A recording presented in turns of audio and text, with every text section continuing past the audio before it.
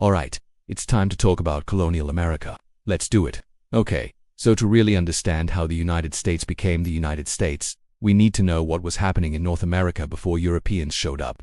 There were millions of people living in the area that we today call North America, and they had been living there for thousands of years. They were organized into many different tribes with their own languages, cultures, and governments.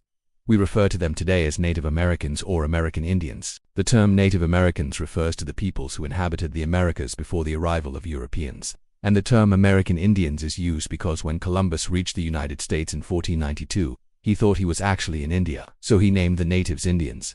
Now, both of these terms are acceptable, but some scholars prefer one over the other. Okay, now, why should you care about Native Americans? I mean, they're not around anymore, right? Wrong. In fact, there are more than 500 federally recognized Native American tribes in the United States today. So before we move on, let us watch this video and see what life was like for Native Americans in North America before European contact. Okay, now that we've met some of the players in North America, let's meet our Europeans. The first successful English colony in North America was established at Jamestown in 1607. This settlement was part of a larger effort by the English to colonize North America, which would eventually lead to the creation of 13 colonies that would later become the United States. Okay, so England wasn't the first European country to establish a colony in North America. That honor goes to the Spanish. However, England would establish more colonies than any other country and play the largest role in the creation of the United States. So England established the Virginia Company in 1606 to manage the colony. The company was made up of three groups: merchants, who hoped to make money from trade; aristocrats, who wanted to acquire land and power; and religious leaders who wanted to spread Christianity. The Virginia Company sent 3 ships to establish the colony with 104 men, supplies, and livestock. The colony was named Jamestown after King James I of England. Life in early colonial America was tough. There was disease, starvation, and constant warfare with local Native Americans. The settlers were unprepared for the harsh environment and struggled to grow food or build adequate shelter. Disease and starvation claimed many lives, and tensions with the Native Americans were high. Despite these challenges, the colony survived and eventually became one of the most important settlements in North America. It was an economic powerhouse, producing vast quantities of tobacco, wheat, and corn. The colony also became a hub of intellectual activity, with several schools and universities being founded there. Let's watch this video to learn more about Jamestown. Okay, so another important event that occurred in colonial America was the arrival of the Pilgrims. The Pilgrims were a group of English settlers who arrived in New England in 1620.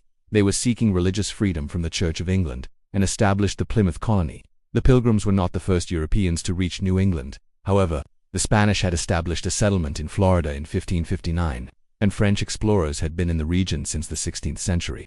But the Pilgrims were the first English settlers to establish a permanent colony in New England. The Pilgrims' journey to New England was fraught with danger and hardship. Their ship, the Mayflower, was cramped and unsanitary, and many of the passengers died on the journey. When they arrived in New England, they found that the colony they had hoped to settle was already occupied by Native Americans. The Pilgrims were able to negotiate a peace treaty with the Native Americans, however, and they were able to establish their colony. The Pilgrims' decision to establish a colony in New England was motivated by a desire for religious freedom. The Church of England had become increasingly oppressive of nonconformists, those who did not conform to its teachings. The Pilgrims were a group of nonconformists who sought to break away from the Church of England and establish their own independent church.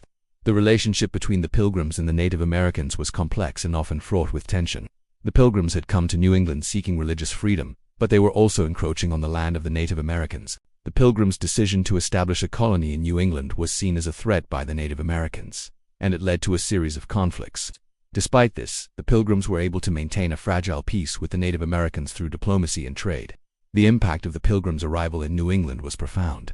The establishment of the Plymouth Colony marked the beginning of English colonization in New England, and it set the stage for the American Revolution and the creation of the United States. The Pilgrims' commitment to religious freedom and their struggles to establish a colony in New England have inspired generations of Americans. Let's watch this video to learn more about the Pilgrims. Okay, so far we've learned about the early English colonies of Jamestown and Plymouth. We've also seen that the United States is home to more than 500 federally recognized Native American tribes, and we've examined the complex relationship between the colonists and the Native Americans. Now it's time to explore the ways in which these three groups interacted and the impact that these interactions had on the development of the United States. The interaction between the colonists and Native Americans can be characterized as one of cooperation and conflict. The colonists relied on the Native Americans for help in areas such as agriculture, hunting, and fishing. For example, The Pilgrims learned how to cultivate corn from the Native Americans, and the colonists also acquired new tools and techniques for hunting and fishing. The Native Americans, on the other hand, had their own reasons for interacting with the colonists. They had been exposed to European diseases which had devastated their population, and they needed the colonists' help to protect them from further outbreaks. Additionally, the Native Americans saw the colonists as potential allies against other tribes that they had been in conflict with for years. Despite this cooperation, there was also a great deal of conflict between the two groups. The colonists were encroaching on Native American land, and the two groups had different ways of life that often clashed. For example, the colonists' desire to convert Native Americans to Christianity was often seen as a threat to Native American culture and religion. Additionally, the colonists' introduction of new diseases to which Native Americans had no immunity caused massive devastation among Native American populations. The impact of the interaction between the colonists and Native Americans was profound. The cooperation between the two groups allowed the colonists to survive and thrive in a new land, while the conflict between them led to the displacement and near annihilation of many Native American tribes. The legacy of this interaction continues to be felt today in the ongoing struggle for Native American rights and recognition. Alright, so let's go back to our story.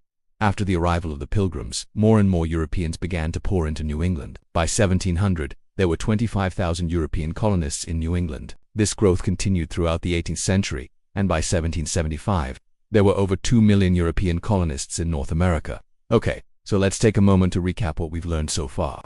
The first Europeans to establish a colony in North America were the Spanish, followed by the English. The first successful English colony was Jamestown, followed by the Plymouth colony established by the Pilgrims.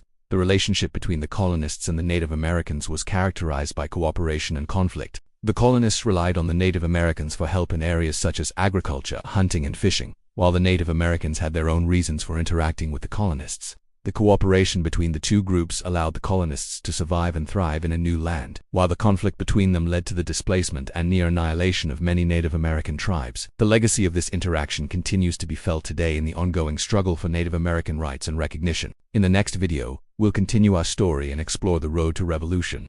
If you want to get a head start, check out the playlist. I'm out.